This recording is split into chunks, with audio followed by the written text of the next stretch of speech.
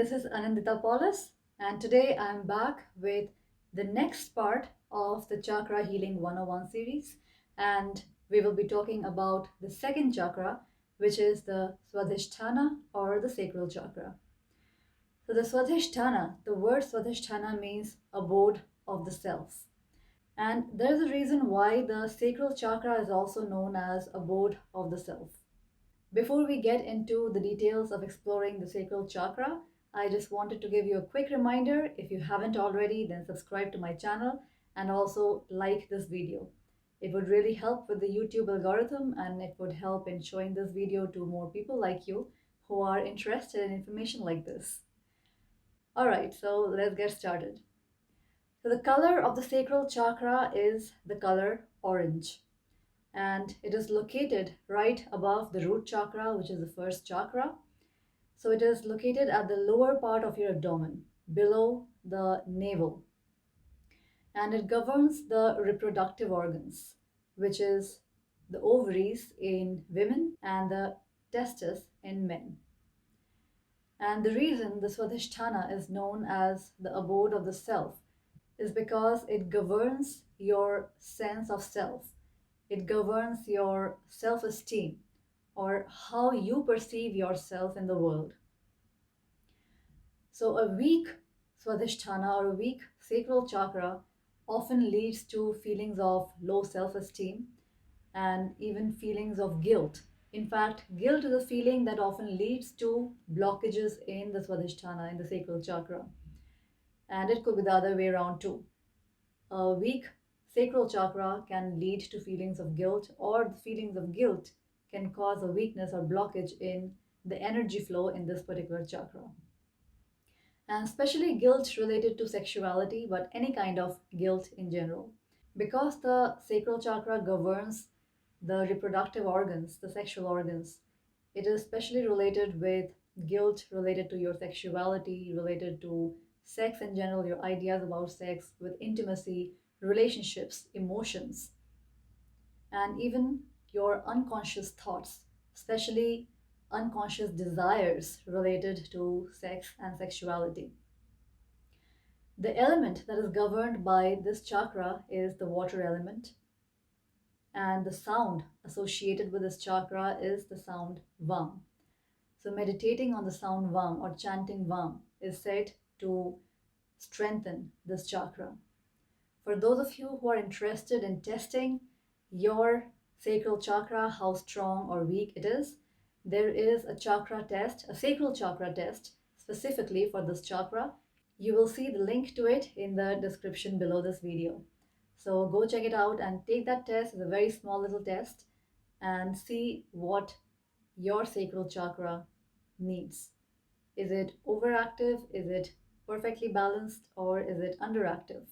There's a very interesting story that I once heard from a spiritual teacher, and the story is about the chakras, how a person behaves when a certain chakra is dominant in their system. And the example was quite amusing, but it is also quite point on. So if a person is primarily governed by their first chakra, which is the root chakra, then they will tend to be very utilitarian in their approach. It would be all about their safety, security, and survival. So let's say if you go into the forest or in a garden, all you would be looking out for is the trees that bear fruits, or the plants that have vegetables, that grow vegetables, because they are of use. Fruits can be eaten, it's for survival. It can be used as a food. But the flowers, those people, they will not really notice the flowers or the fragrance of the flowers, the beauty of the flowers. Flowers are of no use. What use are the flowers? What purpose do they serve? Once your energies moves from the root chakra, which is the base chakra, and it is also the densest or the grossest chakra, because it is a chakra that roots your body to this earth, that gives you this physicality, the physical experience of living on planet Earth. Once the energy moves from the root chakra to the SWADHISTHANA, the sacral chakra, the second chakra, it becomes a little less dense, it is a little bit more subtle, and that also creates the appreciation for more subtle things in life. So people whose energies are dominant in the sacral chakra, They will have more appreciation for arts, for beauty, for things of a luxurious nature, things which are pleasing to the senses, which are pleasant to touch, pleasant to look at. So if they go out, they will see beauty in the flowers, they will have the appreciation for flowers and the sunshine and everything that is beautiful. So I thought that was a very interesting example of showing how the different energies, as we move through the different chakras, how it governs our outlook towards life and the way we experience life in general. There are certain practices that you can follow if you have an imbalance in the sacral chakra. Of course, meditation is always a very good way, just bringing your attention to the particular chakra during meditation and just keeping your attention there, just a light focus on that chakra. That can help in strengthening the sacral chakra. Reiki is another great way of strengthening your chakras, strengthening the energy system in your body. For a limited time, I am giving $100 off of my Reiki home study program as well as my Reiki webinars. If this is something that you have been inspired to learn, then this could be a great opportunity for you to learn Reiki from the comfort and safety of your own home. You could check out the link below in the description, and you can use the code Reiki at checkout to get your $100 off. Apart from meditation and Reiki, there are of course certain yogasanas, which are yoga poses that you could do in order to strengthen the sacral chakra. There are also certain mudras and pranayam, which is breathing exercises.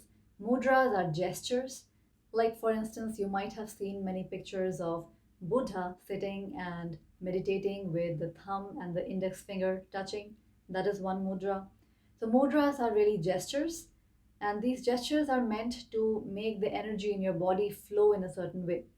So there are certain mudras that can be used as well to energize this particular chakra, the sacral chakra, like the Vajroli mudra, which is contraction of the gentle muscles, and the Ashwini mudra, which is contraction of the anal muscles. However, these mudras should only be done if you have learned it from a practitioner or a teacher who knows how to do them. Instead of just Googling and learning how to do it, it's better to learn it from a proper teacher. But there are some really, really simple practices apart from the mudras, pranayam, breathing techniques, Reiki, meditation. If you don't know any of this, there are certain very simple practices that you can do as well. Since the sacral chakra governs the water element in your body, swimming or being close to nature with the water could be very helpful. Swimming in the ocean, I would say swimming in the ocean or lake or river is better than swimming in a swimming pool because there are like so much chemicals in the swimming pool. But if you have a swimming pool at home, even swimming in a pool could be a great way, taking nice relaxing baths with certain essential oils which are specifically for this chakra. That could be a great way too. Another very simple way is to increase the intake of orange foods in your diet, such as oranges, carrots. Also, you could wear the color orange more often, or even wearing orange gemstones. So these are some really simple ways of enhancing this sacral chakra. You could increase the color orange in your home and your office environment. But I feel like instead of painting your walls orange or bringing more orange into your home in the form of furniture, it might be actually easier to wear orange clothing. Wearing orange clothing or eating orange food could be an easier way and a more simpler and cheaper way to integrate this color in your daily life. So that was about the sacral chakra. Next week, we will be taking a look at the third chakra, which is the solar plexus. So stay tuned and subscribe to my channel so that you are notified of my upcoming videos. Talk to you soon. Bye for now.